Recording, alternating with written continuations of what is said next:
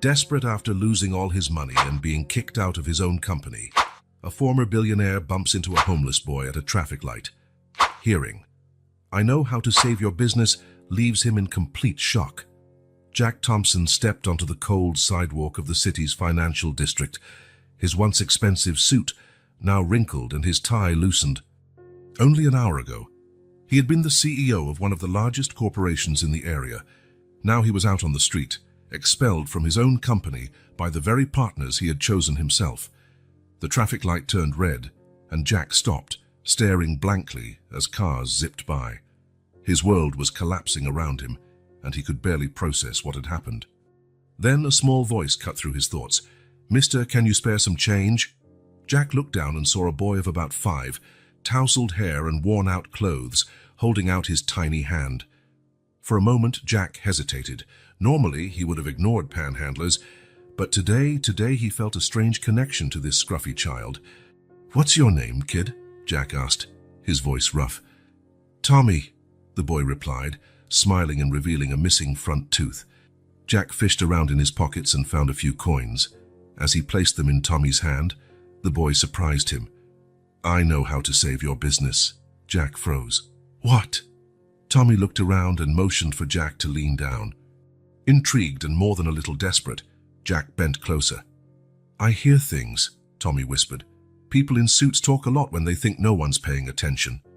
Jack felt his heart rate spike. "What kind of things?" "Stuff about hidden money and fake papers," Tommy said, his eyes shining with the importance of the secret. "And about a man named Jack they wanted out of the way." Jack's blood ran cold. How could this homeless boy know about the inner workings of his own company? He glanced around, half expecting hidden cameras or his former partners mocking him somewhere nearby. "Tommy, where did you hear this?" Jack asked, trying to keep his voice steady.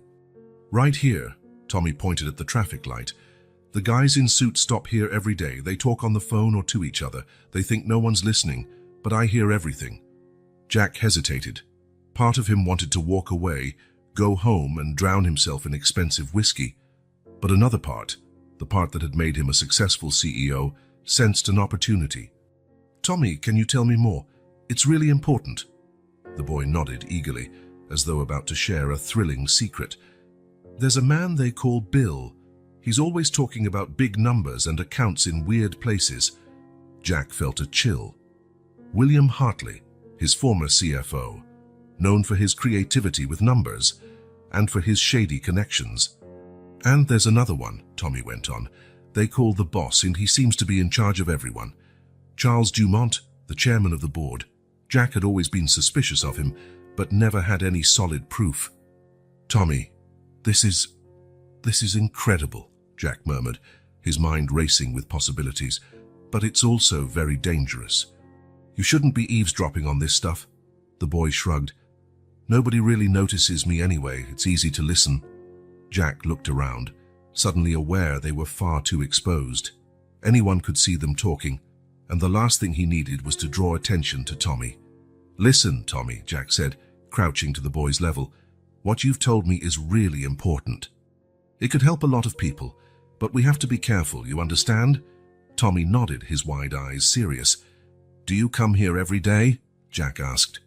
"Almost every day," Tommy replied, "except when it rains a lot. Then my mom won't let me." Jack thought quickly. He needed more information but couldn't risk the boy's safety. "Tommy, I want you to keep doing what you normally do here. But don't try to listen more than usual, okay? Just act natural. I'll come back in a few days and we'll talk again." "Like a secret job?" Tommy asked, eyes gleaming with excitement. Jack couldn't help a small smile. "Something like that, but it's very serious, Tommy. You can't tell anyone. Not even your mom for now. It could be dangerous."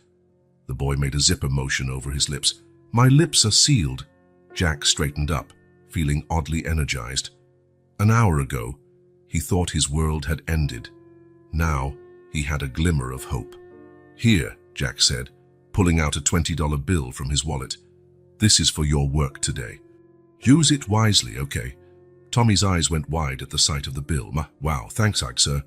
"Call me Jack," he said, feeling uncomfortable with the formality. "Thanks, Jack," Tommy corrected himself, tucking the bill carefully into his pocket. The traffic light turned green and the crowd began to move. Jack knew he had to leave before anyone noticed his lengthy conversation with a boy at the traffic light. "Remember, Tommy, our secret, I'll be back in a few days." Tommy nodded solemnly, then his face broke into a wide grin. "Bye, Jack. See you next time." Jack merged into the crowd, his heart pounding. As he walked, his mind spun with possibilities. Tommy's information was fragmented, but it was a start he desperately needed. Reaching the corner, Jack looked back. Tommy was already busy asking other passers-by for change, appearing to be just another homeless kid. But Jack knew he was so much more than that. Tommy was his key to uncovering the corruption in his company, a chance at redemption. Jack pulled out his phone and hesitated. He had contacts in the police and reporters who trusted him. But it was too early. He needed more. He needed to build a solid case before making any moves. Pocketing his phone, Jack decided to head home. He had a lot to think about, a lot to plan. And in a few days, he would return to that traffic light, hoping Tommy might have more pieces to the puzzle. As he walked through the bustling streets of the financial district, Jack felt different. That morning, he'd been a powerful CEO. By afternoon, a defeated man. Now, as night fell, he was a man on a mission, an unlikely one, based on the words of a homeless boy. But it was all he had. Jack looked up at the skyscrapers around him, at the lit-up offices where executives were still working. In one of those buildings, his former partners were likely celebrating his downfall. They thought they had won. But Jack Thompson was not a man who gave up easily, and with the unexpected help of a small ally, he was ready to fight. The day had started with him losing everything. It ended with him finding a spark of hope in the most improbable place. And that, Jack thought, could make all the difference. 3 days had passed since Jack's encounter with Tommy at the traffic light. 3 days of planning, doubts, and growing determination. When Jack returned to the financial district, the sky was overcast, threatening rain. He spotted Tommy in the same spot, his tousled hair and worn clothes looking even more ragged under the grey sky. The boy smiled when he saw Jack, a smile that made Jack feel a pang of guilt. Was it really right to involve a child in this? "Hi, Jack," Tommy greeted brightly. "Hello, Tommy," Jack replied, trying to appear casual. "How's everything?" Tommy glanced around before answering, imitating spy gestures he had probably seen in movies. "I've got news," he whispered. Jack crouched down, pretending to tie his shoe. "Tell me." This man Bill talked about a big meeting. Something about closing the deal and getting rid of the evidence. Jack's heart pounded. This could be the break he'd been waiting for. "When, Tommy, did you hear any date?" Tommy scrunched his face, thinking hard. "I think Friday. They talked about celebrating over the weekend." Jack nodded, his mind already racing ahead. Then he noticed a bruise on Tommy's arm. "For what happened to your arm?" The boy pulled down his sleeve, trying to hide it. "It's nothing." A wave of concern washed over Jack. "Tommy, did someone hurt you? Is it because of what we're doing?" "No," Tommy replied quickly. "It was just an accident at home." The hesitation in the boy's voice made Jack frown. There was more to this story, and he needed to find out what... "Tommy, where do you live? I think it's time I meet your mother." The boy seemed nervous. "I don't know if Mom will like that." "It's important," Jack insisted gently. "I need to explain to her what we're doing. It's the right thing to do." After a moment's hesitation, Tommy agreed. "Okay, it's not far from here." They walked a few blocks, with Tommy leading the way. Jack noticed how the neighborhood changed quickly. Towering buildings gave way to older, more run-down structures. They stopped in front of a red brick apartment building, its paint peeling and its entry dimly lit. Tommy led Jack to the 3rd floor, stopping at a door with a crooked 302 nailed to it. "Mom," Tommy called, knocking on the door. "I'm home. And I brought a friend."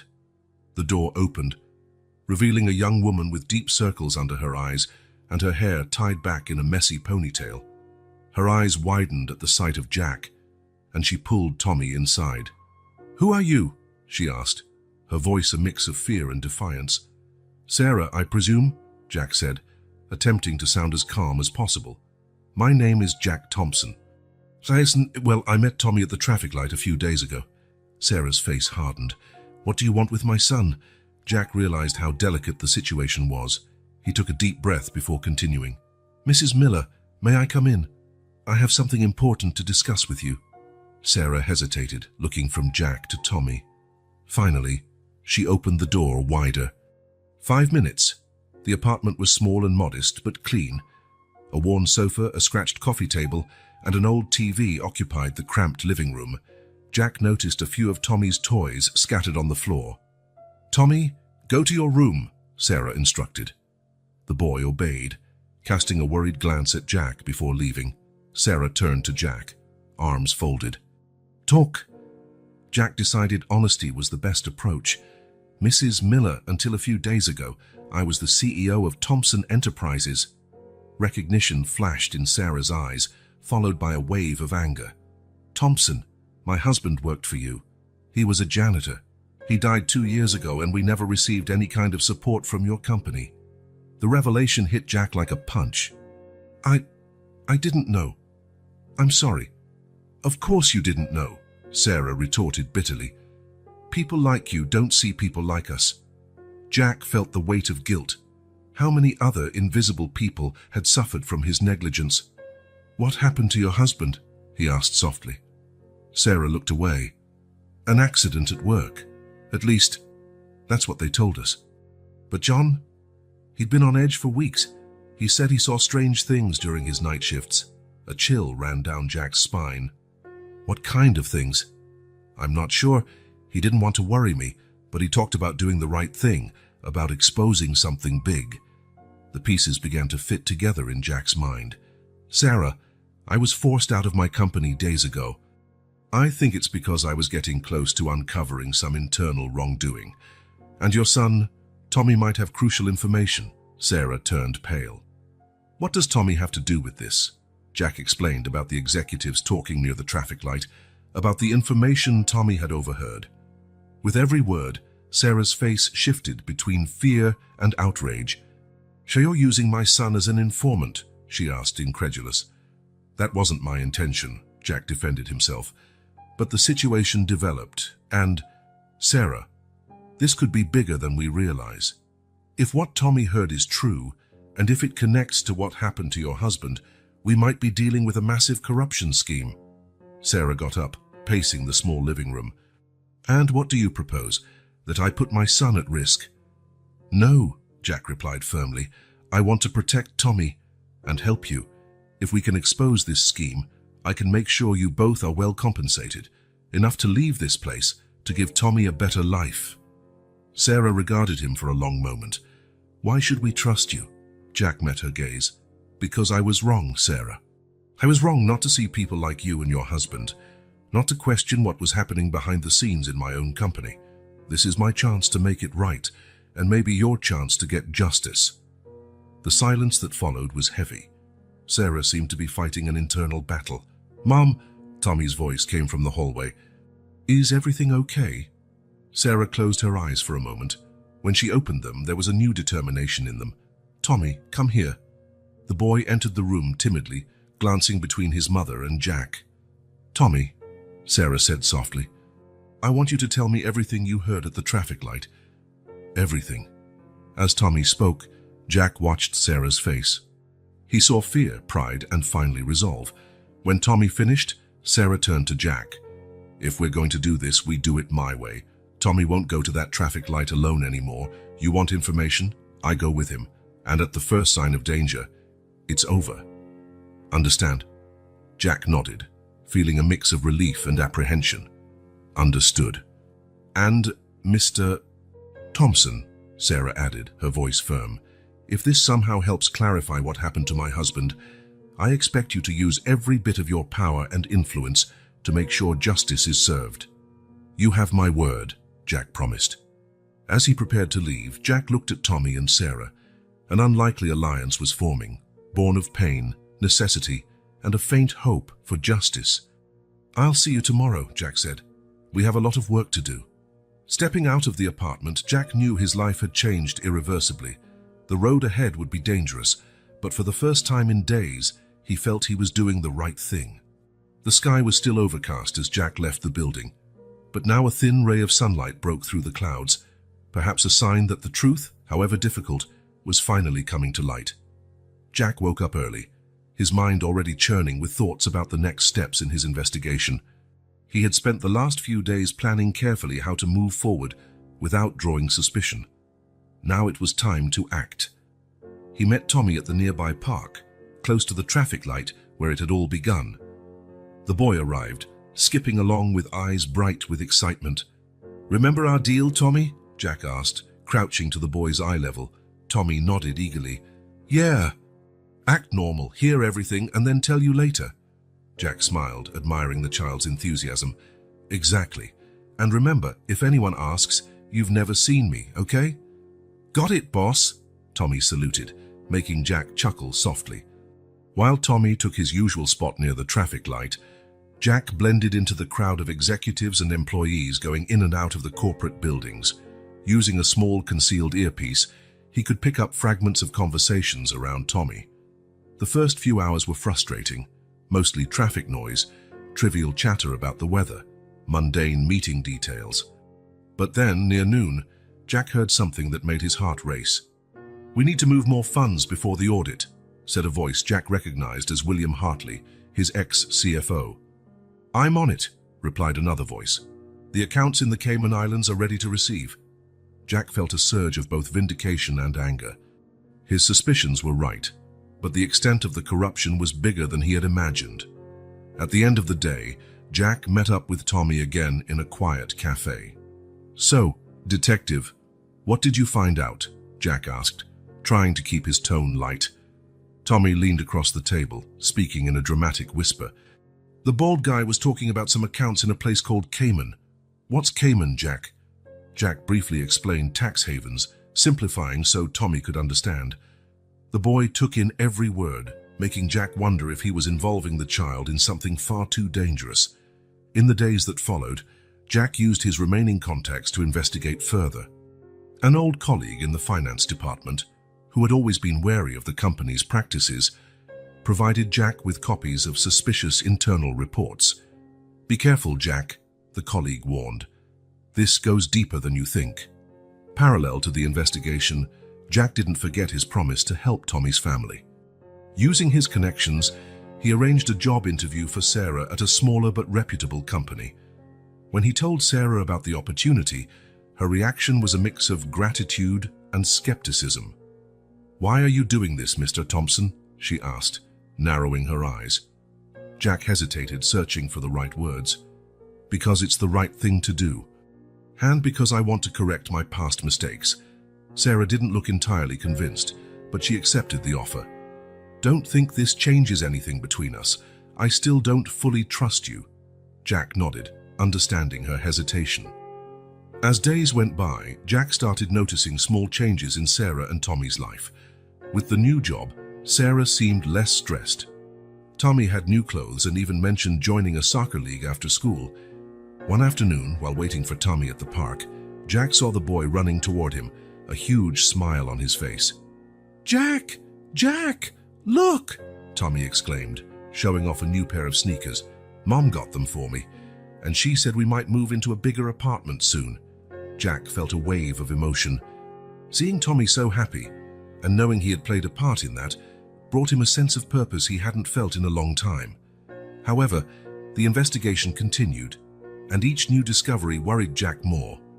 He uncovered a pattern of suspicious transactions, all leading to offshore accounts in multiple tax havens. Millions of dollars had been siphoned off over the years, funneled through a complex network of shell companies. One night, going through the documents he had gathered, Jack came across something that made his blood run cold. John Miller's name, the late father of Tommy, appeared in a report dated just days before his death. Employee J. Ames displayed excessive curiosity. "Situation requires immediate attention," read a coded note at the bottom of the document. Jack felt the weight of guilt and responsibility bearing down on him. It wasn't just about regaining his company or clearing his name. It was about justice for John Miller and keeping Tommy and Sarah safe. Determined to see this through, Jack set up a meeting with Marcus Reeves, a trusted investigative journalist. They met in a quiet bar, far from the prying eyes of the financial district. "What you have is explosive, Jack," Marcus said, after hearing Jack's summary of findings. "But we need undeniable proof, something they can't deny or cover up." Jack nodded, thoughtful. "I know, and I think I know where to find it, but it's going to be risky." As they discussed next steps, Jack couldn't stop thinking about Tommy and Sarah. He was about to stir up a hornet's nest, and the consequences could be severe. The next day, when Jack met Tommy at the park, he noticed the boy was acting differently. Tommy seemed nervous, constantly looking over his shoulder. "What's wrong, Tommy? Did something happen?" Jack asked, concerned. Tommy hesitated before answering. "Jack, I think someone's following me. A man in a black suit. He was watching me at the traffic light yesterday and today." Jack's heart raced. Had they been discovered? Was Tommy's safety now compromised? In that moment, Jack realized the investigation had reached a new level of danger. He needed to move fast, not just to expose the truth, but to protect Tommy and Sarah. As he walked back home, planning his next moves, Jack knew he was about to cross a point of no return. The truth was within his grasp, but the price might be far too high. Jack spent a sleepless night poring over old company files and documents. His once pristine living room now resembled a battlefield of papers. As dawn began to break, he found something. It was an old report, dated 2 years earlier. Most of it was standard corporate paperwork, but one paragraph stood out. Incident 267, night shift janitor reported suspicious activity on the 15th floor. Internal investigation found no evidence. Case closed. Jack frowned. The 15th floor housed the executive offices, including his own. He didn't recall ever hearing about any incident at the time. That afternoon, he met Tommy at their usual park. The boy looked less cheerful than usual. "Everything okay, Tommy?" Jack asked, concerned. Tommy shrugged. "I've just been thinking about my dad. Today makes 2 years since he, you know." Jack felt a lump in his throat. "I'm sorry, Tommy. Your dad worked at the company, right?" "Yeah, he was a janitor. He worked at night." Something clicked in Jack's mind. "Tommy, did your dad ever mention seeing anything strange at work?" The boy's eyes widened. "How do you know?" Jack tried to stay calm, though his heart was racing. "Just a guess. What did he say?" Tommy looked around, as if about to share a huge secret. "Dad used to take notes. He said he saw weird things at night but couldn't tell anyone. He said one day he'd show me Hush when I was older." Jack could barely contain his excitement. "Tommy, those notes, do you know where they are?" The boy shook his head. "I think Mom stored his stuff in a box after he, you know." Jack knew he had to see those notes, but convincing Sarah wouldn't be easy. He hesitated before asking his next question. "Tommy, do you think your mom would let me look at them?" The boy seemed uncertain. "I don't know. She doesn't like to talk about Dad." Jack nodded, understanding. "I get it, but it's really important. Could you ask her?" Tommy agreed, though he looked apprehensive. 2 days later, Jack stood in front of Sarah and Tommy's apartment door. His palms were sweaty, and he had rehearsed what to say 1,000 times. Sarah opened the door, her face a mask of caution. "Mr. Thompson," she said curtly. "Sarah, thank you for seeing me," Jack replied, trying to sound as sincere as possible. "I know this is hard for you." She stepped aside, allowing him to enter. The apartment was small but neat and welcoming. Tommy sat on the sofa, looking nervous. "Tommy told me you want to see John's things," Sarah said, getting straight to the point. "Why?" Jack took a deep breath. "Sarah, I came across some irregularities at the company. Things that happened 2 years ago. I believe John might have seen something important." Sarah folded her arms, her gaze hard. "Are you suggesting his death wasn't an accident?" The question hung in the air, loaded with heavy implications. Jack chose his words carefully. "I'm suggesting that John may have been more observant than people realized, and that his observations could be crucial to understanding what's happening now." Sarah was silent for a long moment. Tommy looked from his mother to Jack, clearly tense. Finally, Sarah spoke. "I'm not sure I trust you, Mr. Thompson, but I trust my son, and Tommy seems to believe you want to help." She walked to a closet in the corner of the room and, after a few seconds of hesitation, pulled out a small cardboard box.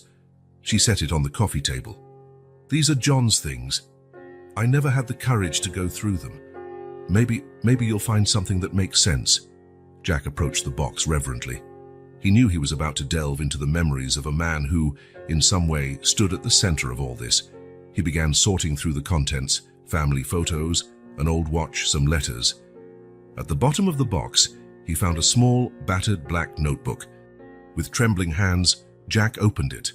The pages were filled with cramped handwriting, dates, times, names, seemingly random numbers.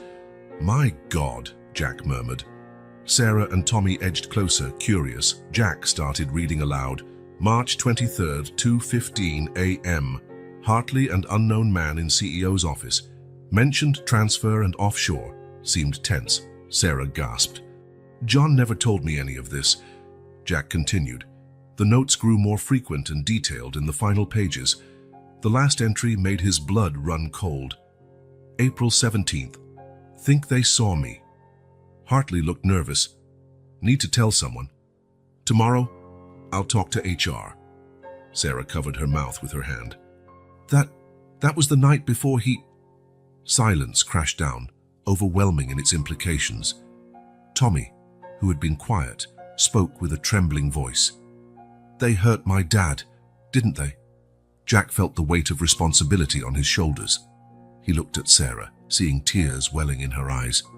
"Sarah, Tommy," he said, his voice steady despite the emotion, "I promise you both, I will find the truth, no matter the cost." Sarah stared at him, years of pent-up grief and anger burning in her eyes. "And then, what happens when you find the truth?" Jack didn't hesitate. "Justice. For John, for you, for everyone who was hurt by this corruption." Tommy approached, taking his mother's hand. "We can trust him, Mom. He wants to help like Dad wanted." Sarah looked at her son, then at Jack, and finally at the notebook in his hands. She took a deep breath as though making the hardest decision of her life. "All right, Mr. Thompson, let's do it." "For John's memory." Jack nodded solemnly. He knew he was about to wade into dangerous waters, but now he had an even greater purpose. It wasn't just about saving his business or clearing his name. It was about honoring the memory of a man who'd had the courage to do the right thing and protecting the family he left behind. As he carefully packed the notebook, Jack made a silent promise to John Miller. His death would not be in vain. The truth would come out, no matter the cost. The past had resurfaced, bringing with it long-buried secrets. Now, the future depended on what they would do with these revelations. Jack knew the road ahead would be perilous, but looking at Tommy and Sarah, he found the strength to press on. The fight for truth and justice was only beginning. Jack parked his car in front of Sarah and Tommy's building, feeling a mix of anxiety and resolve. After days of careful negotiation, Sarah had finally agreed to let him examine John's belongings. Climbing the stairs, Jack found Tommy waiting anxiously in the hallway. "She's nervous," the boy whispered, pointing at the door, "but she said you can come in." Jack nodded, taking a deep breath before knocking. Sarah opened the door, her face tense with apprehension. "Mr. Thompson," she greeted him coldly. "Sarah, thank you for letting me in," Jack replied, stepping into the small apartment. The living room was meticulously tidy, but Jack could sense the tension in the air. In the center of the coffee table lay a worn-out cardboard box. "Those are John's things," Sarah explained, her voice trembling slightly. "I never had the heart to really look through them after..." She didn't finish the sentence, but she didn't need to. Jack understood the weight of the moment. "Shall we begin?" he asked gently. Sarah nodded, taking a seat on the sofa. Tommy, unable to contain his curiosity, joined them. Jack opened the box carefully, as if handling sacred relics. In a sense, they were. Old photos, yellowed receipts, a stopped wristwatch, each item telling a piece of John Miller's story. It was Tommy who found it. "Look, Jack," the boy exclaimed, pulling something from the bottom of the box. It was a black notebook, the cover worn from use, the page edges slightly frayed. Jack took it, hands trembling, feeling he was on the verge of uncovering a crucial mystery. Opening it, he saw John Miller's cramped handwriting, dates, times, seemingly random observations. Jack began reading aloud. March 12th, 11:45 p.m. Hartley and unidentified man in the CEO's office. Spoke quietly, but I heard offshore and clean up records. Sarah gasped, covering her mouth. Jack continued. March 17th, 1:30 a.m. Strange activity on the 15th floor. Saw Dumont leaving with a folder. Looked nervous. As Jack read on, a grim pattern emerged. During his night shifts, John Miller had inadvertently become a witness to a web of corruption and corporate crimes. April 3rd, 12:20 a.m. Found a torn document in Hartley's trash. Pieces mentioned Cayman accounts and funds diversion. Jack felt a chill run down his spine. He knew William Hartley and Charles Dumont. He had worked with them for years, trusted them. And all this time, they were orchestrating a criminal scheme right under his nose. Sarah, who had been silent, spoke with a trembling voice. He never told me any of this. Tommy, grasping the seriousness, hugged his mother. Jack continued reading, each entry revealing more details about the scheme. Suspicious transfers, secret late-night meetings, documents destroyed in the dead of night. The final entry made Jack's blood run cold. April 15th, 2:15 a.m. I think Hartley saw me. I need to tell someone. Tomorrow I'm talking to HR or the police. Can't stay silent anymore. Sarah sobbed quietly. That was 2 days before the accident. The silence that followed felt suffocating. Jack looked at Sarah and Tommy, seeing their pain and the dawning realization of what had likely happened. Sarah, Jack began carefully, do you think John's death could have been... It wasn't an accident, Sarah finished, her voice firm despite her tears. I always suspected, but I had no proof. Now, Tommy, his voice small but resolute, said, they hurt my dad because he knew too much. The innocence of the question stood in stark contrast to its gravity. Jack felt the burden settle on him heavily. Tommy, Sarah, he said, voice quavering with emotion, I promise I'll see this through. I'll reveal the truth and get justice for John. Sarah locked eyes with him, years of bottled-up pain and anger shining through. And how do you plan to do that, Mr. Thompson? These men are powerful. They killed John. Jack knew she was right. They were dealing with dangerous people who would do anything to protect their secrets. I have contacts, he explained. Journalists, lawyers, I trust. With these notes and the evidence I've already gathered, we can build a strong case. What about our safety? Sarah asked, pulling Tommy closer protectively. Jack hesitated. He couldn't guarantee their safety completely, but ignoring this was impossible. I'll do everything I can to protect you, he promised. But, Sarah, Tommy, you have to understand, what we have here is explosive. It can bring down powerful people, expose massive crimes. Tommy, again surprising them with his maturity, spoke, we have to do it, Mom. For Dad. He wanted to tell the truth, right? Sarah looked at her son, then at Jack, and finally at the notebook in Jack's hands. She took a deep, shuddering breath, as though facing the hardest decision of her life. All right, Mr. Thompson, let's do it, for John and for justice. Jack nodded, feeling both relief and trepidation. We'll need to be extremely careful. We've already seen what they're capable of. As he prepared to leave, promising to return the next day to plan their next steps, Jack looked once more at Sarah and Tommy. He saw fear in their eyes. Yes, but also determination. The past had resurfaced, revealing shocking truths. Now the future hinged on what they did with that knowledge. Jack knew the road ahead would be perilous and difficult, but as he looked at John Miller's family, he found the strength to carry on. The fight for truth and justice was only beginning, and Jack was determined to see it through, no matter the cost. Sarah's apartment had become a makeshift command center. Jack, Tommy's, and Sarah spent hours poring over John's notebook, analyzing every detail, every seemingly insignificant observation. Jack spread documents on the coffee table, financial reports, newspaper clippings, and his own notes. Tommy, fascinated by the process, helped by placing sticky notes and connecting information with colorful strings, like he had seen in detective movies. Look, Jack, Tommy exclaimed, pointing to an entry in the notebook. Dad wrote about a meeting on April 7th. Isn't that the same date as that strange report you found? Jack took the notebook, impressed by the boy's sharp eye. You're right, Tommy. Good catch. Sarah, who had been silent for a while, spoke in a trembling voice. John was so anxious back then, restless, nervous.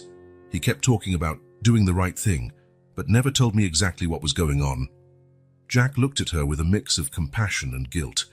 Sarah, do you remember anything else? Any detail could be important. Sarah closed her eyes, concentrating. He mentioned names a few times. Hartley, I clearly remember. And another one, Dumont, I think. Jack felt a shiver run down his spine. William Hartley and Charles Dumont were two of the partners who had ousted him from the company. The puzzle pieces were falling into place in a very unsettling way. Mom, Tommy asked, his voice small and hesitant, do you think Dad found out something he wasn't supposed to? A heavy silence followed. Sarah pulled her son closer, tears silently coursing down her cheeks. Jack drew a deep breath, knowing what he had to say next would change everything. Sarah, Tommy, I think we have to face the possibility that John's death wasn't an accident. The words hung in the air, laden with terrible implications. Sarah sobbed, hugging Tommy more tightly. I always feared it, she whispered. But I didn't want to believe it. I didn't want it to be true. Jack stepped closer, placing a reassuring hand on Sarah's shoulder. I know it's hard, but we have to follow these clues. For John, for justice. Tommy, once again showing unexpected maturity, said, if someone hurt my dad, we have to make them pay, right? Jack nodded solemnly. Yes, Tommy, but we have to be very careful. The people involved here are powerful and dangerous. Turning back to the notes, Jack started mapping out a pattern. John's observations painted a picture of a deeply corrupt operation, suspicious money transfers to offshore accounts, secret meetings after office hours, documents being destroyed. Look at this. Jack pointed to an entry dated 2 weeks before John's death. He mentions a major transfer to a Cayman Islands account. It lines up with some documents I found in the company files. Sarah frowned. What does that mean? Jack shook his head. We're likely dealing with tax evasion, maybe even money laundering. It's more serious than I thought. Tommy, who had been connecting information with his colored strings, exclaimed, Jack, look, all these red strings lead to Mr. Hartley's name. Jack examined the boy's handiwork, impressed. Tommy had inadvertently mapped out the scheme's main connections. William Hartley was at the center of it all. Amazing job, Tommy, Jack praised, ruffling the boy's hair. You'd make a great detective. Sarah, watching this scene, seemed torn between pride and fear. Jack, what do we do now? This is bigger than we imagined. Jack nodded, feeling the weight of responsibility.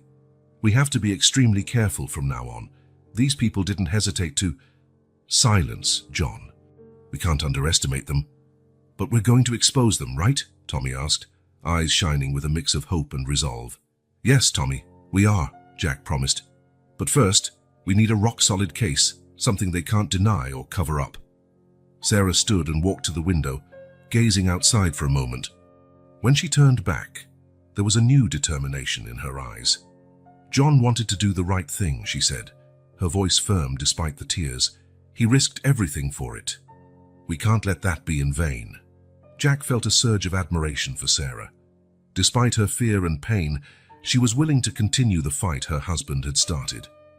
You're right, Jack agreed. But from now on, we have to be even more careful. No talking about this outside this apartment. No suspicious texts or calls. And Tommy, he looked at the boy, you need to act normal at school and with your friends. No talking about our investigation. Okay, Tommy gave an exaggerated salute. Got it, boss. Despite the gravity of the situation, they all laughed, easing the tension slightly. Jack began gathering the documents, organizing them meticulously. I'll take these to a safe place. Tomorrow, I'll meet with a journalist I trust. He can help us figure out the next move. As he prepared to leave, Jack looked at Sarah and Tommy. In their eyes, he saw fear, yes, but also bravery and determination. They had become more than allies in this investigation. They were a team, bonded by the pursuit of truth and justice. "Stay safe," Jack said on his way out. "We'll talk soon." Walking into the night, Jack felt the weight of the files in his briefcase. Within those papers lay the proof of a conspiracy far worse than he had suspected. A conspiracy that had already claimed one life and endangered countless others. Jack knew he was about to face the most dangerous days of his life. But looking back at the lit window of Sarah and Tommy's apartment, he found the strength to carry on. The truth had to come out, no matter the cost. For John's memory, for Sarah and Tommy's safety, and for everyone else who had been victims of this corrupt web, Jack was determined to see this through. The dangerous connections had been revealed. Now, it was time to dismantle them, one by one. The following morning, Jack woke with renewed resolve. The revelations in John's notebook still rang in his mind, driving him forward. He knew every minute counted. The longer he waited, the more difficult it would be to find concrete evidence. Jack met Tommy at the park near their apartment. The boy seemed eager, as though about to embark on a grand adventure. "Ready to be my detective assistant today, Tommy?" Jack asked with a grin. Tommy nodded vigorously. "Yeah, where are we going first?" Jack pulled a copy of John's notes from his pocket. "Your dad mentioned some specific places. Let's start with the company's underground parking garage." They headed to the Thompson Enterprises building. Jack felt a pang of unease as he spotted the company logo he once took pride in. They entered the garage quietly, pretending to look for a car. "What exactly are we looking for, Jack?" Tommy whispered, his eyes wide. "Anything out of the ordinary," Jack replied softly. "How your dad mentioned a white van that showed up every Thursday night." They searched the garage, trying not to draw attention. It was Tommy who found it first. "Jack, look." He pointed to a dark corner. There stood a white van with no markings, covered in a thin layer of dust. Jack approached cautiously. Through the dusty windows, he could see boxes stacked inside. "Good job, Tommy," he murmured, discreetly snapping some photos with his phone. They exited the garage without incident, Jack's heart pounding. That van might be a key to uncovering more of the mystery. Meanwhile, Sarah had decided to conduct her own investigation. Though initially reluctant to get involved, she now felt an urgent need to uncover the truth about her husband's death. She went to a park John used to frequent on weekends with Tommy. In his notes, John had mentioned seeing executives meeting there, away from prying eyes. Sitting on a bench, pretending to read a book, Sarah kept watch. After nearly 2 hours, she saw something that made her heart skip a beat. William Hartley, the ex-CFO Jack had mentioned, entered the park. He looked uneasy, glancing over his shoulder constantly. Sarah watched as he met with a man she didn't recognize. They talked briefly, exchanged an envelope, and parted ways quickly. With trembling hands, Sarah managed to snap a few discreet photos on her phone. That evening, all three met again at Sarah's apartment. Jack was impressed by her initiative.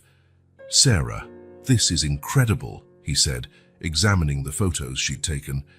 "You caught Hartley red-handed, probably making an illicit exchange." Sarah nodded, a mix of pride and sadness in her eyes. "I had to do something. For John." Tommy, excited by the day's discoveries, spread out a city map on the table. "We can mark the places Dad mentioned, like a treasure map, but to catch bad guys." Jack smiled at the boy's enthusiasm. "Great idea, Tommy. Let's map out everything we know." As they worked on the map, Jack noticed how Sarah seemed more engaged, asking shrewd questions and offering insights about John's behavior in his final days. "He mentioned a restaurant," Sarah recalled suddenly, "the Lighthouse. He said it was where some executives had special meetings." Jack jotted it down. "That's great, Sarah. We'll check it out tomorrow." Over the following days, they intensified their search. Jack and Tommy discreetly visited the locations mentioned in John's notes, while Sarah used her observational skills to monitor suspicious activities around the company. At the Lighthouse, Jack posed as a customer and managed to overhear a suspect conversation between two company executives. They spoke in code but Jack caught references to offshore transfers and cleaning up records.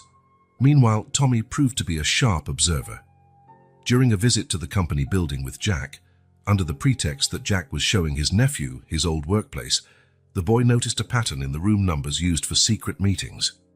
"Jack, look!" Tommy whispered, pointing to a string of numbers on a door. "They match those numbers Dad wrote in his notebook."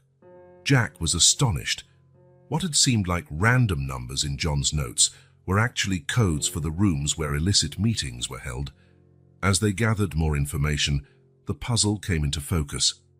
They discovered a complex network of corruption involving not only Thompson Enterprises executives, but also local politicians and even some judges. Sarah, initially hesitant, was now fully committed to the investigation. She spent hours analyzing documents, connecting dots Jack and Tommy might have missed. "It's like I'm finally understanding what John was going through," she said one night, tears in her eyes. "He must have felt so alone, carrying all this knowledge." Jack placed a comforting hand on her shoulder. "He was a brave man, Sarah, and now we're continuing the work he started." Tommy, who was sticking new clues onto the map, looked up. "We're going to get justice for Dad, right?" "Yes, Tommy," Jack replied, voice firm.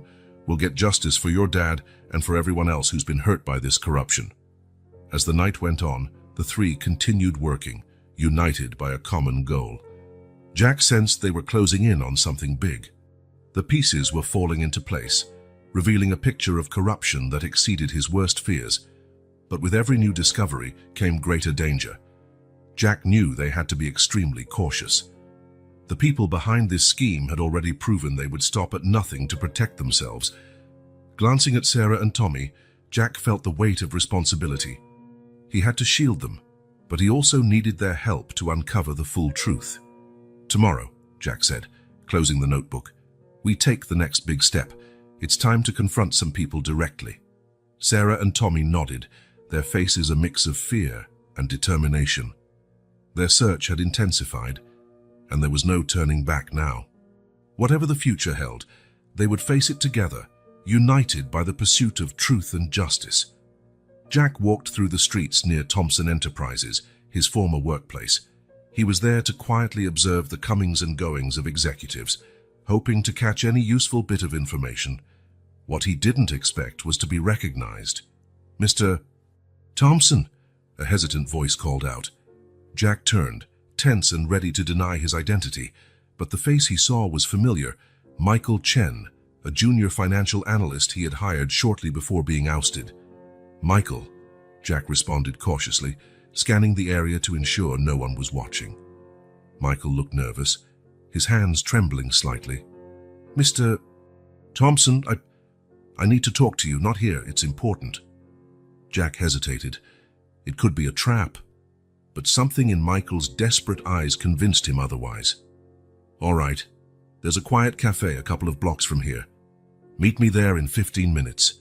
At the cafe, Jack chose a table in the back, away from windows and potential eavesdroppers. Michael arrived a few minutes later, glancing nervously over his shoulder before sitting down. "Mr. Thompson, you have no idea what's happening inside the company," Michael began, his voice low and urgent. "Things have gotten worse since you left. The scheme, it's a lot bigger than anyone realizes." Jack leaned forward, heart pounding. "What scheme, Michael? What do you know?" Michael swallowed hard, clearly grappling with his conscience. "Large-scale fraud, it's not just tax evasion or embezzlement. They're manipulating data on a global scale, markets, even governments." Jack felt the weight of Michael's words. This was bigger than his darkest suspicions. "Do you have proof?" Michael nodded slowly. "I have access to some files." "I shouldn't, but, well, I'm good with computers. Mr. Thompson, this is huge, dangerously huge." Jack thought about John's notes, the work he, Sarah, and Tommy had done. The puzzle pieces were coming together in a terrifying way. "Why are you telling me this, Michael?" Jack asked, studying the young analyst. Michael hesitated. "Because it's wrong. And because, well, you were always fair with me. I figured if anyone could do something about this, it would be you." Jack thanked Michael, exchanged secure contact information with him, and told him to be extremely cautious. After the young man left, Jack sat alone, absorbing what he had just learned.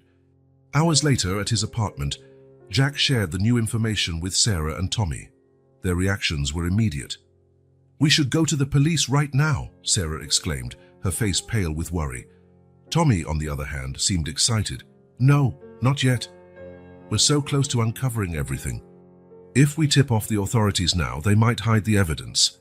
Jack looked at them both, feeling the weight of the decision. It's not that simple, he said calmly. If what Michael said is true, this goes beyond the local police.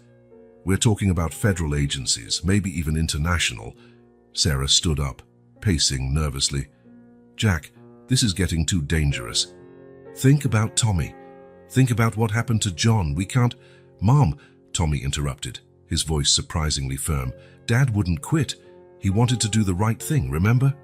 Sarah looked at her son, tears in her eyes. Jack could see the conflict on her face, the desire to protect Tommy clashing with the need to honor John's memory. Jack stood, placing a reassuring hand on Sarah's shoulder. I understand your fear, Sarah. Believe me, I'm scared too. But Tommy's right. We're too close now to back down. Sarah took a deep breath, trying to steady herself. What if they find out?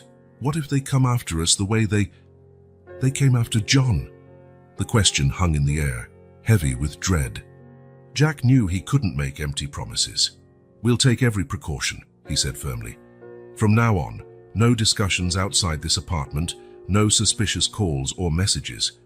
Tommy, you have to act even more normal at school. Sarah, it might be best if you take some days off from work. Tommy nodded solemnly, while Sarah looked like she wanted to protest but held back.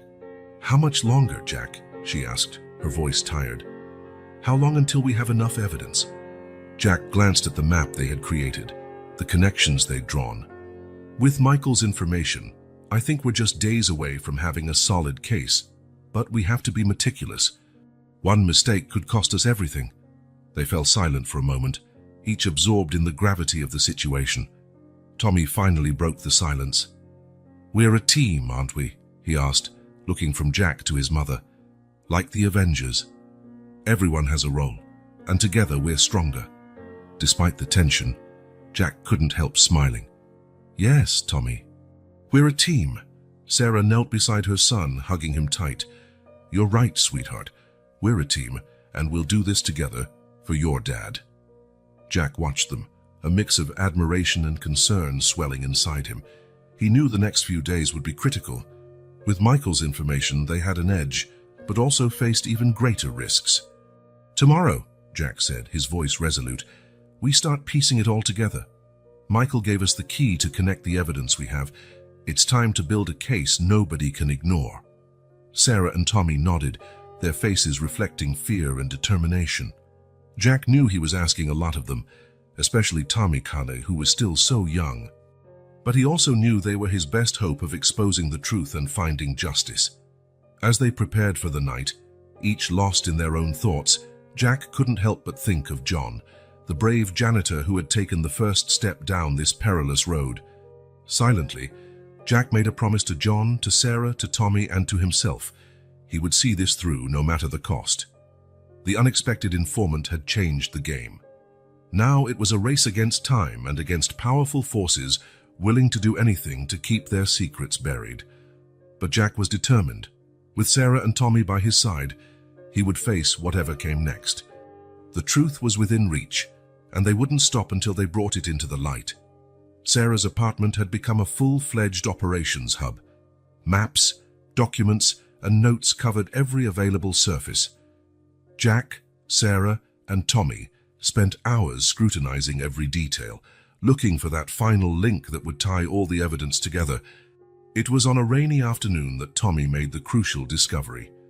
He was flipping through an old business newspaper, searching for mentions of Thompson Enterprises, when his eyes went wide. Jack! Mom!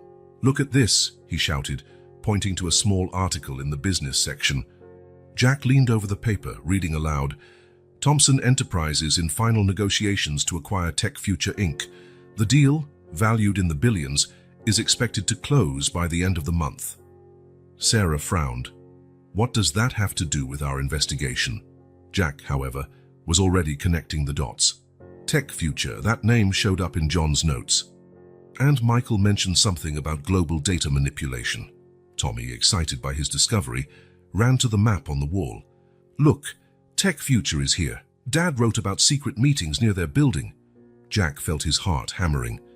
Sarah, Do you recall John mentioning anything about a major acquisition before the accident? Sarah closed her eyes, concentrating.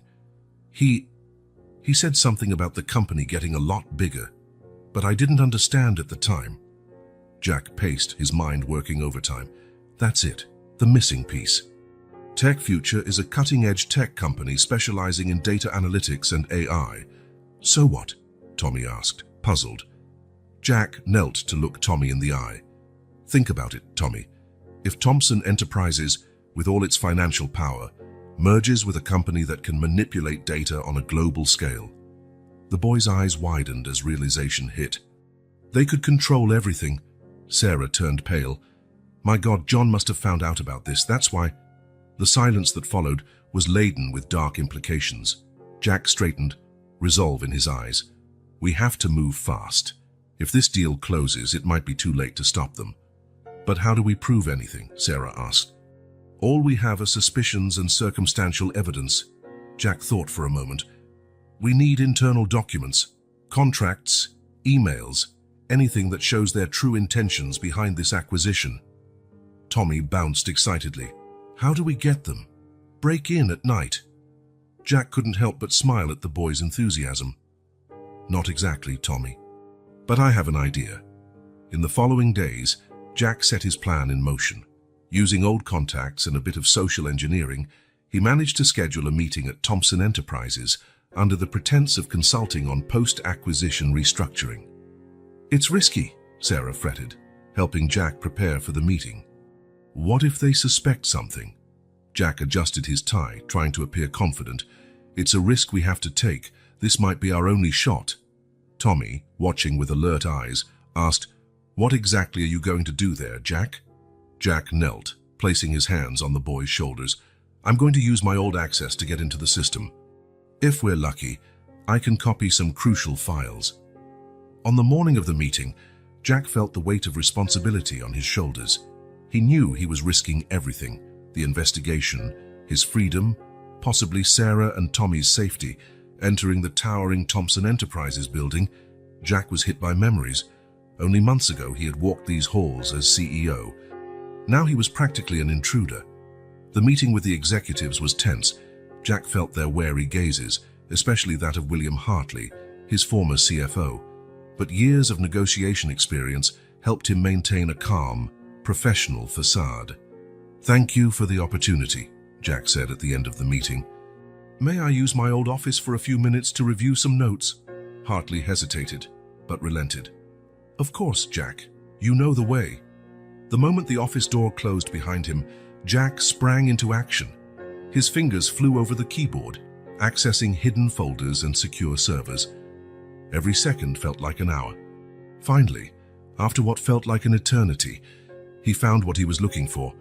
Secret contracts, incriminating emails, spreadsheets detailing the real purpose of the acquisition.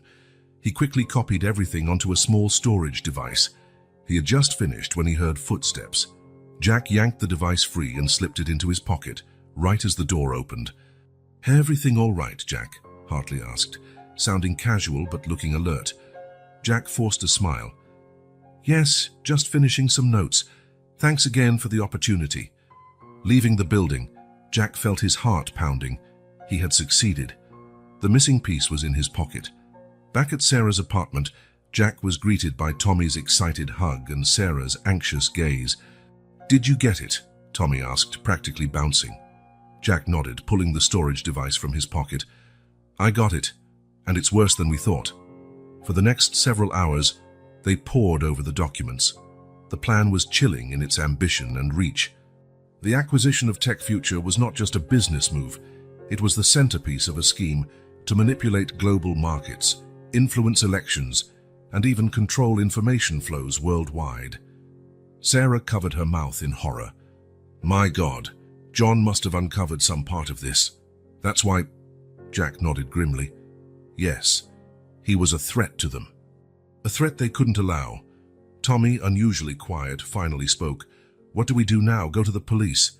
Jack exchanged a look with Sarah. It's not that simple, Tommy. This goes beyond the local authorities. We have to think bigger. FBI? Sarah suggested. Jack shook his head. Even bigger. We're dealing with an international conspiracy. We need someone who can handle this on a global scale. A pensive silence filled the room. Finally, Tommy offered a solution. What if we tell everyone all at once? The boy suggested. Like, put it on the internet. Jack and Sarah exchanged glances, an idea beginning to form. Not exactly the open internet, Jack said slowly. But what if we use secure channels to send everything to investigative journalists around the world, all at the same time? Sarah nodded, understanding. They wouldn't be able to silence it if the story breaks everywhere at once. Jack felt a surge of adrenaline. They had the final piece, and now they had a plan. We have a lot of work to do, he said, looking at Sarah and Tommy. And it'll be dangerous. Are you both sure you want to go through with this? Sarah took Tommy's hand, then reached out to Jack. We're in this together. For John, for justice, and for the future we want for Tommy. Tommy placed his hand over theirs. We're a team, remember? Till the end. Jack felt a rush of emotion. With the final piece in hand and loyal allies by his side, he knew they were about to change the world. Then let's get started, he said, his voice filled with determination. We have a truth to unveil and a future to protect. And so, in that small apartment, three unlikely heroes prepared to take on one of the biggest conspiracies in modern history, armed with the truth and united by a common purpose. Sarah's apartment was quiet with tension. Jack sat at the kitchen table, painstakingly reviewing every document, every note, every scrap of evidence they had gathered over the past months. The enormity of what they were about to do weighed heavily on him. Sarah came into the kitchen, two steaming mugs of coffee in hand. How's it going? She asked, placing one next to Jack. He sighed, rubbing his tired eyes. We're almost there. I just need to make sure everything is in order, that we haven't left any loose ends. Tommy, who was sitting on the living room floor surrounded by papers and colored markers, called out excitedly, Jack, come see what I did. Jack and Sarah exchanged curious glances before joining him. What they saw left them speechless. Tommy had created an elaborate diagram using colored strings to connect photos, documents, and sticky notes. It was a visual representation of the entire corruption scheme, so clear and intuitive that even a child could follow it. Tommy, this is amazing, Jack murmured, studying the boy's work. Sarah knelt beside her son, tears in her eyes. You did this all by yourself, honey? Tommy nodded, proud. I thought it would be easier to understand this way, like in detective movies. Jack felt a surge of admiration for the boy. Tommy, you might have just made our case irrefutable. It's all right there, so obvious. Can we use it? Tommy asked, eager to help. Use it. Tommy, this is going to be the centerpiece of our presentation, Jack replied, already envisioning how to incorporate Tommy's diagram into their plan. In the hours that followed, Jack worked tirelessly to digitize and refine Tommy's diagram, merging it with their other evidence. Sarah, overcoming her initial reluctance, threw herself into the process, offering key insights and helping organize the data. Here, she said, pointing to a section of the diagram, we can add John's notes about the late-night meetings. That directly connects to the emails you obtained, Jack. Jack nodded, impressed by her keen observation. Great point. That makes the link between suspicious activities and the top executives even stronger. As night wore on, fatigue set in. Tommy, determined to stay helpful, struggled to keep his eyes open. Sarah gently ruffled Tommy's hair. I think it's time someone went to bed. But I want to help, Tommy protested, yawning. Jack knelt beside him. Tommy, you've helped more than you can imagine. Your diagram is the heart of all this. Now I need you well rested for tomorrow. We have a big day ahead. Reluctantly, Tommy agreed to go to bed, but not before giving both Jack and his mom a tight hug. We're going to catch the bad guys tomorrow, right? We sure are, champ, Jack answered, feeling a mixture of pride and unease. After Tommy went to his room, Jack and Sarah kept working in silence for a while. Finally, Sarah spoke. Jack, do you really think we're doing the right thing? She asked, her voice trembling slightly. Jack stopped what he was doing and looked into her eyes. Honestly, I'm terrified. What we're about to do will shake the foundations of some of the world's most powerful institutions, but—" He paused, choosing his words. "If we don't do it, if we let this corruption continue, what kind of world are we leaving for Tommy?" Sarah nodded slowly, tears forming. "John would be proud of us, wouldn't he?" "I'm sure of it," Jack answered gently. "He gave his life trying to expose the truth. Now we're going to finish what he started." With renewed determination, they returned to their tasks. The hours flew by as they organized documents, refined presentations, and prepared data packages for different journalists and news outlets around the world.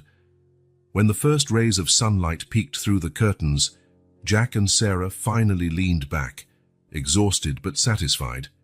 "It's done," Jack said, looking at the neat stacks of documents and data drives on the table. "Everything we gathered, all the evidence is here, ready to be unleashed to the world." Sarah took Jack's hand, squeezing it gently. "There's no going back now, is there?" Jack shook his head. "No. In a few hours, we'll send all of this out to our contacts. Once the information is out, we can't control what happens next." A contemplative silence settled over them, broken only by the soft sound of Tommy's breathing from the next room. "Are you scared?" Sarah asked quietly. Jack hesitated before answering truthfully. "Yes, but I've never been more certain that we're doing the right thing." Sarah nodded, her expression hardening with resolve. "Then let's do it, for John's memory, for Tommy's future, and for all the other people hurt by this corruption." In that moment, as the sun rose over the city, Jack felt a surge of emotion.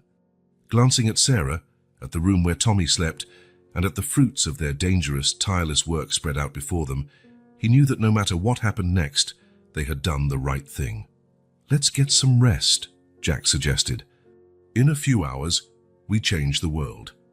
And so, on the eve of the greatest revelation of their lives, Jack and Sarah allowed themselves a brief moment of respite, knowing that the day to come would change everything forever. The morning arrived grey and heavy, as if the very sky sensed the gravity of what was about to unfold. Jack, Sarah, and Tommy left the apartment in silence, each carrying meticulously organized pieces of evidence. On the way to the central precinct, Jack couldn't help noticing how Tommy looked both nervous and determined, his small fingers gripping the folder with his diagram. Sarah, on the other hand, wore a calm facade, though the tension in her posture gave her away. Upon arriving at the police station, they were greeted by Detective Marcus Reeves, an old acquaintance of Jack's from his days as CEO.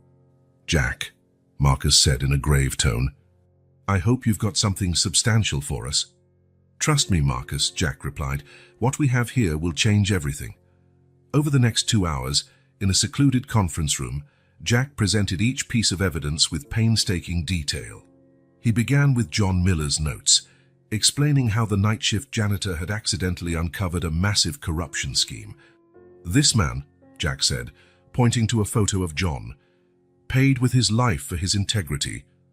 Sarah, seated beside Tommy, squeezed the boy's hand, tears rolling silently down her cheeks. Jack proceeded, describing the documents he had obtained, the intel from the internal whistleblower, and finally unveiling Tommy's diagram. "And this," he said, laying the large visual map on the table, "is what ties it all together." The officers leaned in, murmuring as they studied the diagram, clearly impressed by its clarity and scope. "Wait a minute," Detective Reeves interrupted, looking at Tommy. "You're telling me this kid—" Tommy stood, his voice trembling slightly but steady. "I overheard things, sir. At the traffic light, the suits talk like no one's listening, but I was—" A stunned silence followed. The boy's innocence contrasted sharply with the magnitude of the information he had helped uncover. The chief of police, who had been silent until then, finally spoke. "Mr. Thompson, this is extraordinary. The scale of this corruption, the way you've assembled the evidence, we need to act immediately."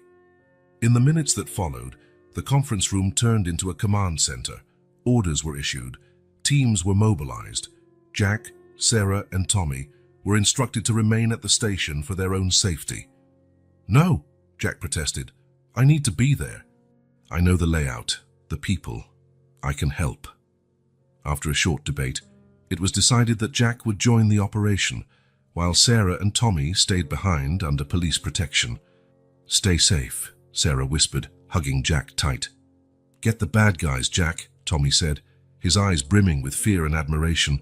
Jack nodded solemnly to them both before following the officers. The police convoy arrived at Thompson Enterprises around lunchtime. Jack knew the board would be in the 30th floor conference room, finalizing details of the Tech Future acquisition.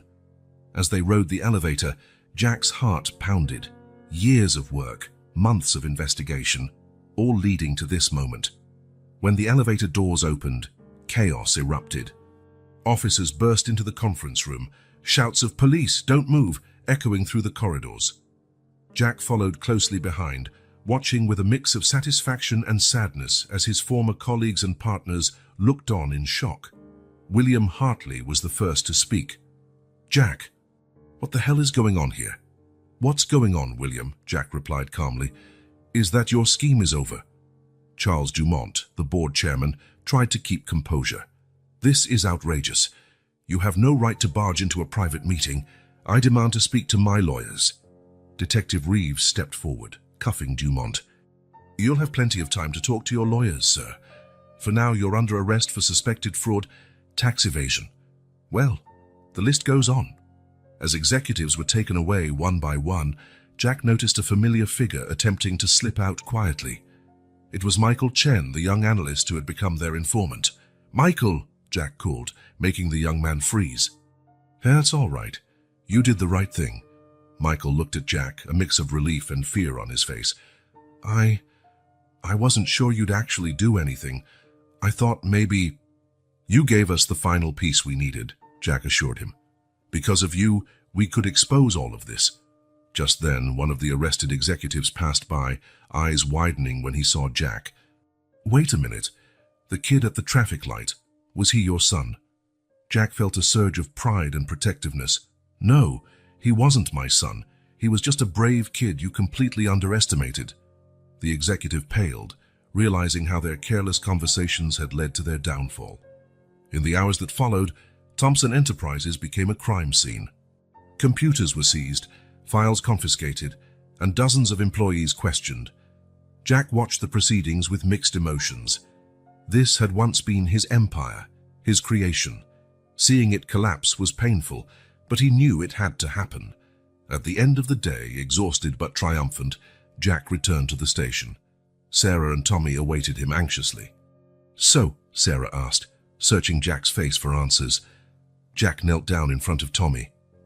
"Well, Detective Tommy, I'd say we got the bad guys." The boy's face lit up with a huge grin.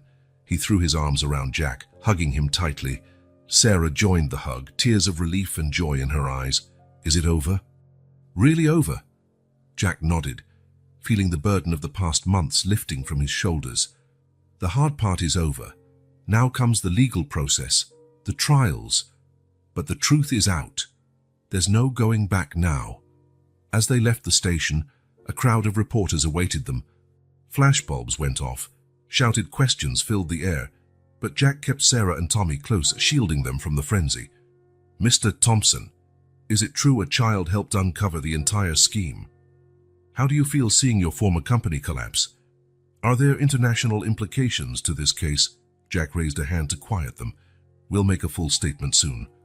For now, all I can say is that the truth always finds a way, and sometimes that way comes from the most unexpected places." He glanced at Tommy, who stared back at the crowd with wide eyes. As they got into a police car headed to a safe location, Jack reflected on the incredible journey they'd been on, from a chance meeting at a traffic light to one of the most significant corporate corruption revelations in history. The trial date came and went, and justice was set in motion. Though the future was still uncertain, Jack knew that with Sarah and Tommy by his side, he could face whatever came next. The sky, which had been grey earlier, began to clear. A new era was dawning, not just for them, but for all those impacted by years of greed and corruption. And it was all thanks to the courage of one janitor, the sharp ear of a young boy, and the determination of a man seeking redemption. In the weeks that followed the fall of Thompson Enterprises, an unprecedented media storm swept the country. The case, nicknamed by the press as the traffic light scandal, dominated headlines on every newspaper and TV newscast. Jack, Sarah, and Tommy found themselves at the center of a whirlwind of public attention. Reporters camped outside the building where they were staying under police protection, desperate for an exclusive statement. One morning, as they ate breakfast, Tommy pointed at the TV. "Look, Jack." "That's us." On the screen, footage of Jack leaving the courthouse alternated with archive photos of Thompson Enterprises. The anchor spoke in a grave tone. Former CEO Jack Thompson gave new testimony today, detailing the corruption scheme that rocked the corporate world. But the real star of this incredible case continues to be young Tommy Miller, the homeless boy at a traffic light whose keen observations set the investigation in motion. Sarah turned off the TV, worried. Is it ever going to end? Tommy can hardly go out to play without being recognized. Jack sighed, understanding her concern. It'll die down eventually. But for now, we need to handle it as best we can. That afternoon, Jack had an interview scheduled with renowned journalist Elena Reyes. He knew it would be tough but necessary. In the studio, under bright lights, Jack sat down, trying to remain composed. "Mr. Thompson," Elena began, "the public is fascinated by this incredible story. A former CEO and a homeless boy bringing down a corporate empire. It sounds like a movie script. How did it really begin?" Jack took a deep breath. "It began with a chance encounter at a traffic light. I was at my lowest point, having just been kicked out of the company I built. And there was Tommy, a sharp kid who had heard things no one else noticed." "And did you immediately recognize the potential of his information?" Jack shook his head. "Not immediately. In fact, this story is as much about my redemption as it is about exposing corruption. I neglected my responsibilities for years, Elena. I let things happen under my nose without questioning." The journalist leaned in, intrigued. "So you're admitting some guilt in the scheme?" "I'm admitting I failed as a leader," Jack answered candidly. "I didn't participate directly in the corruption, but my negligence allowed it to flourish. And a good man, Tommy's father, lost his life because of it." The interview continued, with Jack detailing the investigation and always highlighting Tommy and Sarah's crucial role. He spoke of their nights combing through documents, the constant fear of being discovered, and the exhilarating moment when they finally gathered enough evidence. At the end, Elena asked the question on everyone's mind. "So what now, Mr. Thompson? What does the future hold for you, for Tommy, and for his mother?" Jack looked straight into the camera. "The future is uncertain, but one thing is clear. We'll keep fighting for justice and transparency in the corporate world. Tommy taught me that sometimes it takes a child's innocence to see truths adults ignore." In the days that followed, Jack's interview went viral. Clips were shared on social media, sparking heated debates about corporate ethics and responsibility. Tommy, for his part, became something of a folk hero. Kids around the country started paying closer attention to the world around them, inspired by his story. One afternoon, as they strolled through a park, quietly escorted by bodyguards, a group of children approached Tommy. "Is it really you?" one boy asked, eyes wide. "The kid who caught the bad guys." Tommy, shy at the sudden attention, nodded. "I just heard some stuff." Jack did most of the work. A girl in the group spoke up. "My dad said you're a hero, that you did something a lot of adults wouldn't." Sarah, watching the exchange, felt a mix of pride and worry. Her son had become a symbol of courage and integrity, but at what cost? Jack, noticing Sarah's concern, moved closer. "Everything okay?" "I'm not sure, Jack," she replied softly. "Sometimes I wonder if we did the right thing involving Tommy in all this." Jack placed a reassuring hand on her shoulder. "Look at him, Sarah. He's inspiring other kids." What happened was terrible, but Tommy turned it into something positive. That evening, the three sat down for a quiet dinner, a rare moment amid the chaos of recent weeks. "Jack," Tommy asked, pushing his food around his plate, "are we famous now?" Jack exchanged a glance with Sarah before answering, "For now, yes. But fame isn't what's important, Tommy. What matters is the impact our actions had," Sarah added gently. "Your father would be so proud of you, sweetheart. Proud of all of us." A comfortable silence settled over the table, each person lost in their own thoughts. Outside, The media storm raged on. Experts debated the case's implications, politicians promised new anti-corruption laws, and the public remained captivated by the unlikely partnership that toppled a corporate giant. But there, in that small apartment, Jack, Sarah, and Tommy found a moment of peace. They knew challenges lay ahead, more testimonies, potential trials, but they also knew that together they could face anything. The story of the traffic light boy and the ex-CEO had captured the world's imagination. But for Jack, the real story was about redemption, courage, and the unexpected strength found in the most unlikely connections. The months following the scandal's exposure were a roller coaster of emotions and events for Jack, Sarah, and Tommy. Official investigations dug deeper, revealing layer upon layer of corruption that stretched far beyond Thompson Enterprises.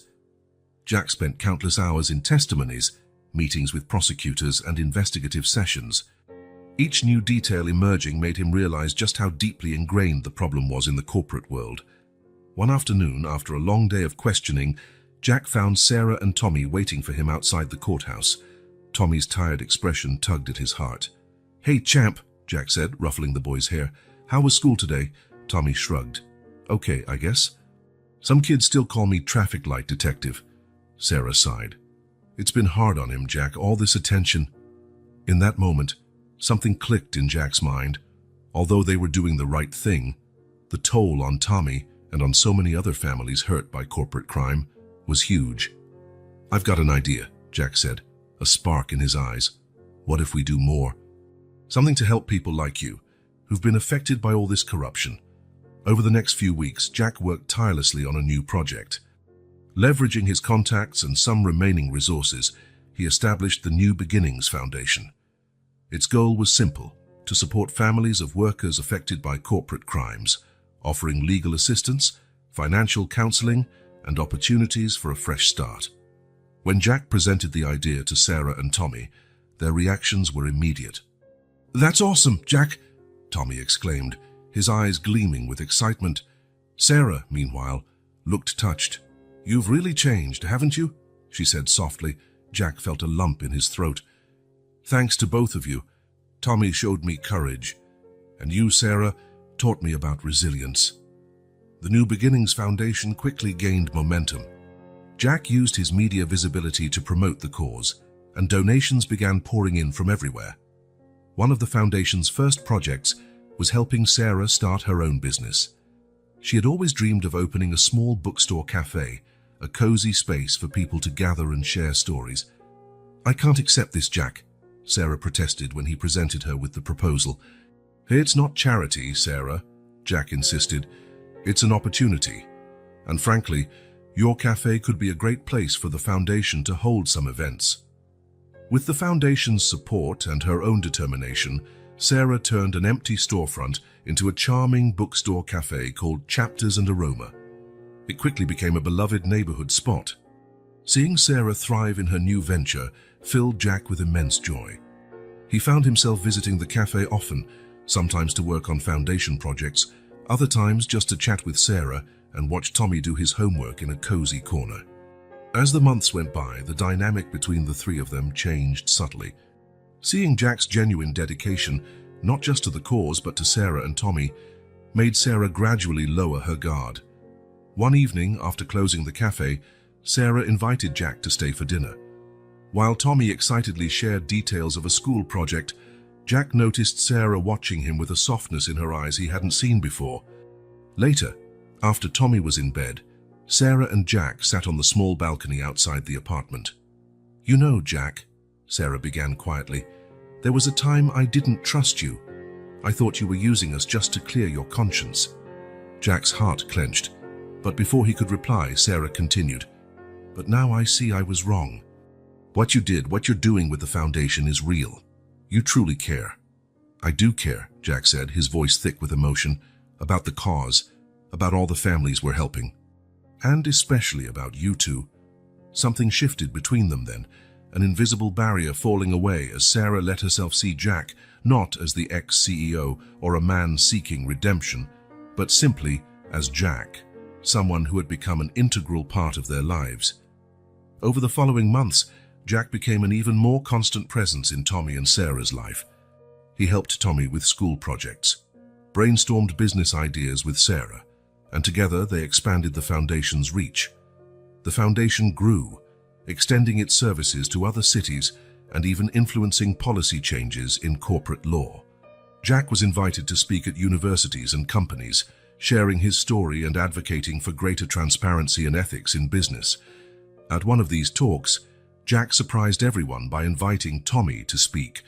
The boy, now more confident, shared his unique perspective on the importance of paying attention and doing the right thing.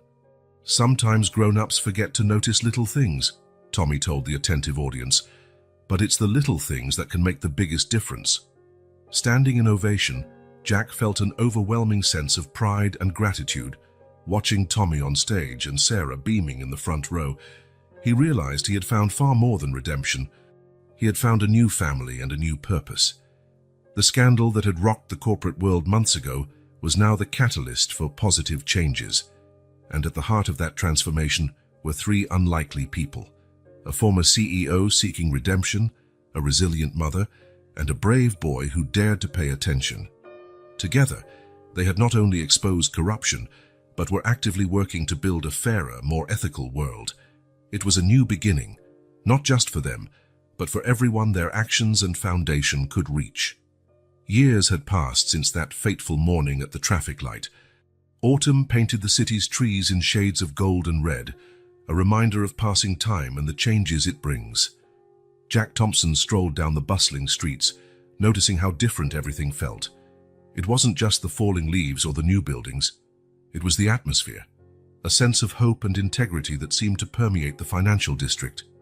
He stopped in front of a sleek, modern building, its glass facade reflecting the bright sky.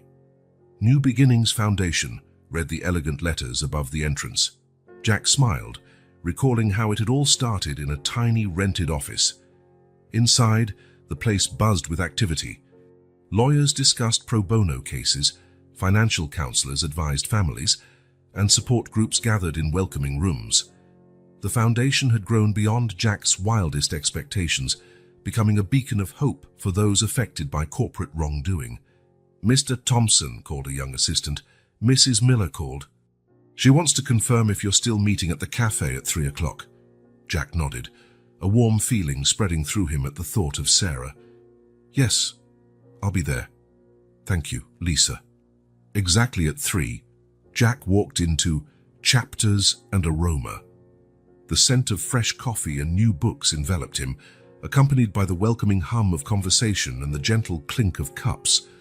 Sarah was behind the counter, strands of silver now streaking her hair, but her eyes still sparkled with the same resolve as ever.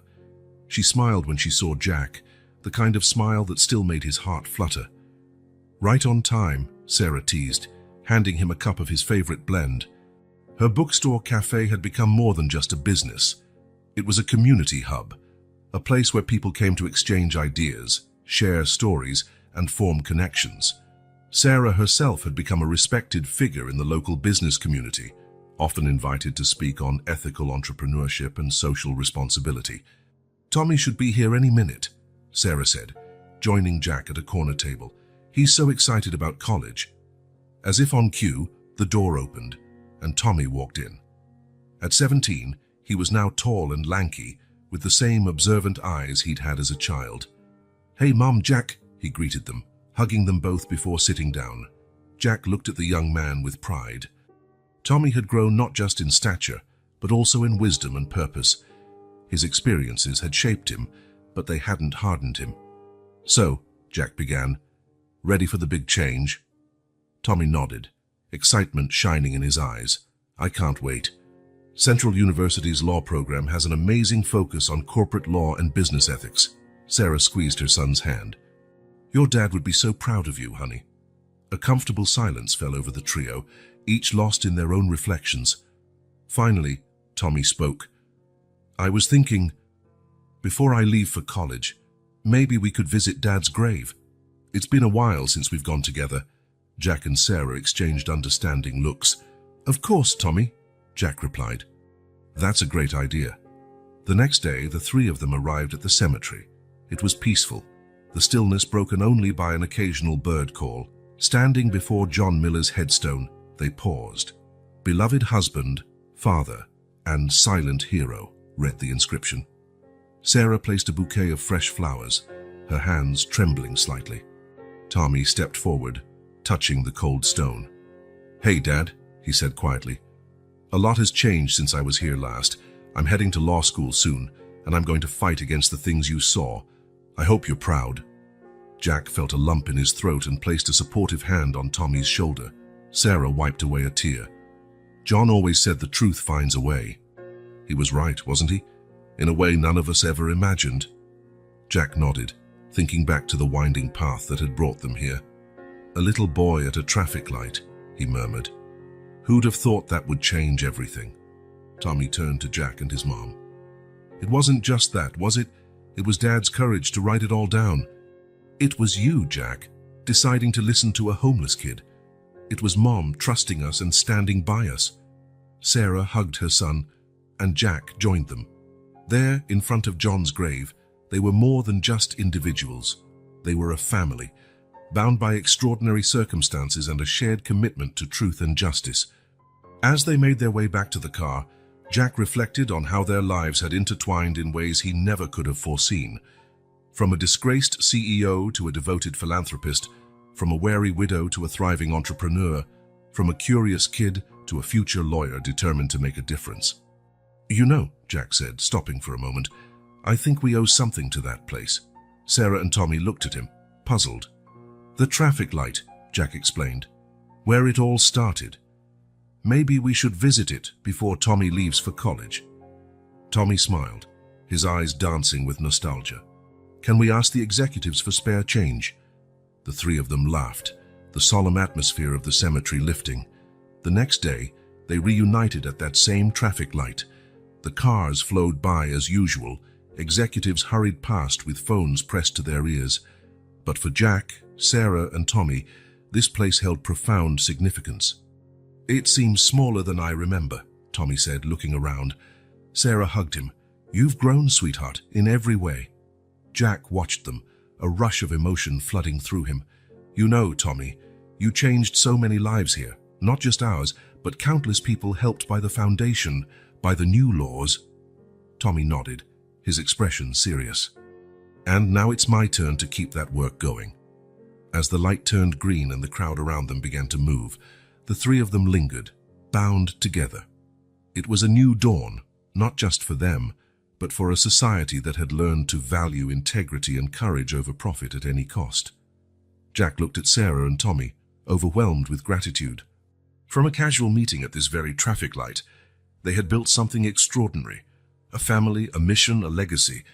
And as they walked on together, leaving the traffic light behind, Jack knew that this was not an end, but a new beginning, one full of promise, challenges, and above all, hope.